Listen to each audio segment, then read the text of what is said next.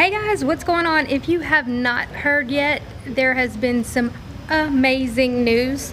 So the Navy has dropped all charges against the USS Fitzgerald, the captain, the commanding officer, as well as the other officers, the tactical action officer, and this is absolutely amazing. If you haven't been with me for a long time, or if you haven't seen all my videos, I have been doing research on the collisions of the USS Fitzgerald and the USS McCain for about 2 years. I was stationed on a destroyer when I was in the Navy, and when the reports came out, and just nothing seemed right to me. And as they went along, the lies got longer and longer. The very strange situations that occurred, and then essentially they wanted to demonize the sailors and saying that they were not prepared and all of these horrible things, how they demonized them.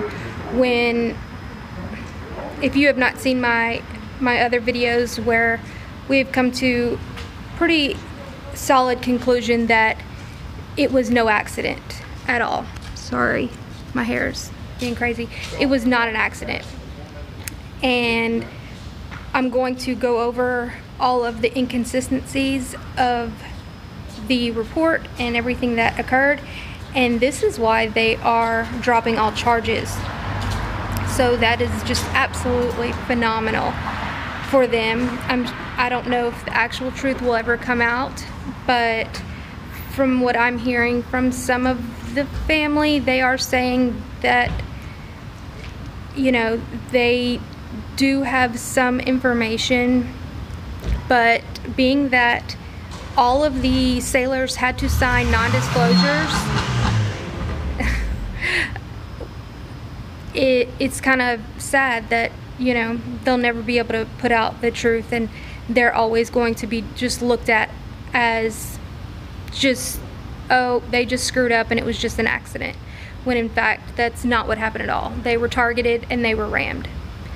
So I'm going to go over all the inconsistencies and go through and show you some highlights of my other videos from that I've done earlier that pointed out what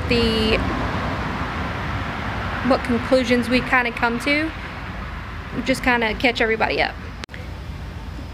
And I'm sure some people might be wondering why I've even why I've continued to research this and everything. What's the point and all of these things? Well, it wasn't an accident. The families want answers. They're not all of them are speaking publicly about this because they're kind of scared for whatever reason, but they want answers. They want to know what happened, and every single one of these sailors deserve Purple Hearts. It's plain and simple, and they have not received them.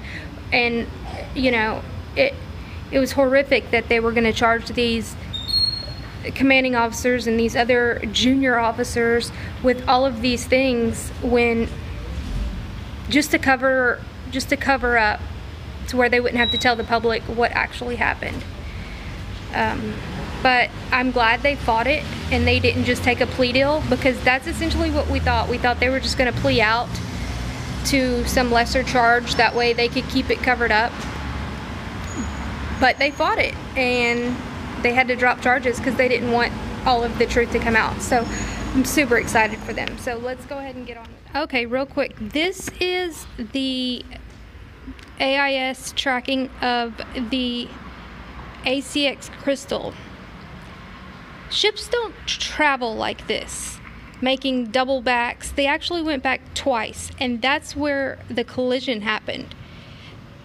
So, and then all of a sudden they took off like full force ahead. Interesting, right? These are the sailors that died in the USS Fitzgerald accident.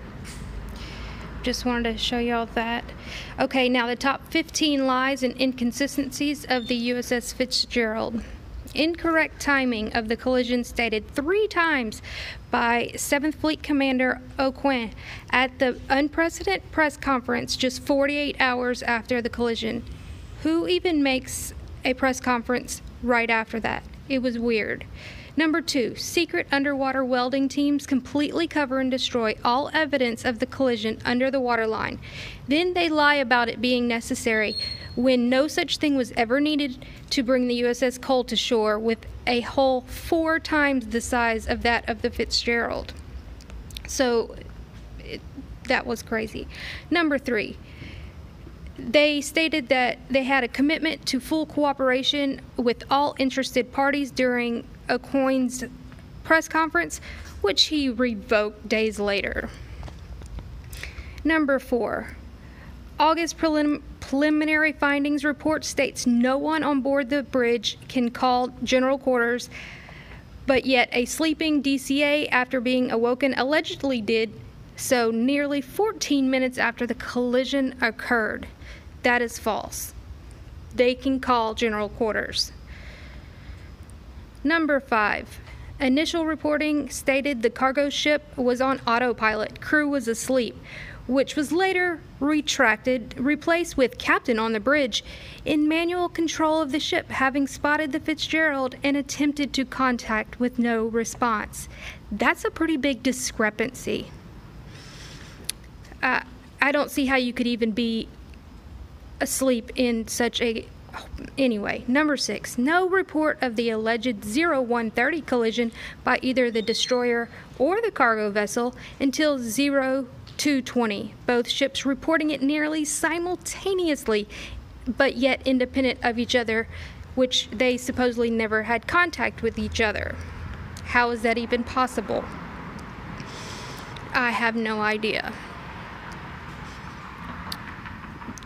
I mean, it's a mess. Number 7, Lieutenant J.G. Sarah Kopik states she was shouting the coordinates in the radios for hours. In a sworn testimony, when the Navy report states the radios were dead from seawater intrusion in less than 45 minutes. She actually has a tattoo of those coordinates in the inside of her right wrist or left wrist, I believe. So I believe that she was trying to shout the coordinates, but it was down. Number 8, cargo vessel captain told Jingjing Press, I don't know, the same day the 2 vessels were going in the same direction at the time of the collision, while the official Navy report states they were sailing perpendicular. I mean, this is just absolutely insane. Absolutely. Oh my gosh. Number 9, the cargo vessel was not using standard SOLAS approved AIS transponder prior to and immediately following the collision, changing the reporting rates at least 5 times. They went from 5-second intervals to 2-second intervals. That just they were on a B instead of an A. Number 10, in the hours after the collision, the cargo vessel, which suffered critical damage, inexplicably stopped and loitered for nearly 5 hours, transmitting vessel not under command while they were erasing the black box. Interesting. Why would they do such a thing? Why would anybody delete their black box? Number 11, the U.S. Navy restricted all access to the destroyer crew, had them sign non-disclosure agreements. Almost 2 years later, not a single sailor has spoken independently to the press, which has never occurred in such a situation. Not the USS Cole, not the USS Porter.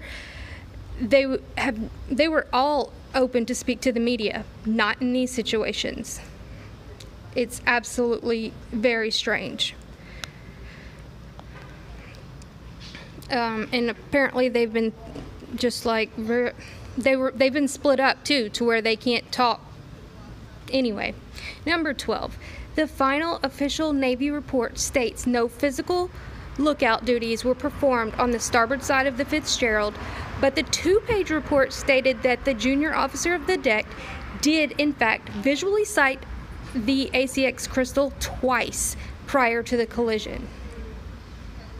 Number 13, the final official Navy report also states that the Automated Identification System, which is the AIS, aboard the Fitzgerald was not utilized. Yet in the sworn testimony of Lieutenant Iron Woodley testified he noticed the ACX Crystal closing in on the Fitzgerald's position using the AIS. I mean, how is that even possible? Like, how can they put out such blatant falsity? I mean, oh my gosh. Number 14, the Navy reports states the radar systems were not functioning on the Fitzgerald a full hour prior to the collisions, but the time states that the officer of the deck plotted a radar track on the vessel thought to be the ACX Crystal 13 minutes prior to the collision. Absolutely just crazy. Number 15, in an unexplained odd coincidence, the Navy report shows tracking of the Fitzgerald exactly mimicking the position of the course of the underwater cables in the region, and the collision occurred literally at that turning point. Interesting. Alright, thanks guys for hanging out with me, and please like, share, and subscribe and get this out. And if you are a family member or friend of someone that was lost on, I don't want to forget the USS McCain, and I'm not.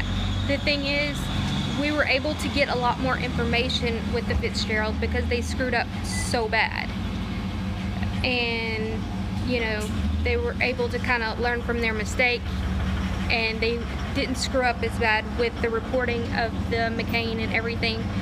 So for all 17 sailors, thoughts and prayers, and I'm just really excited for all of these officers that no longer have to just sit there and live in fear. All right, y'all have a wonderful day.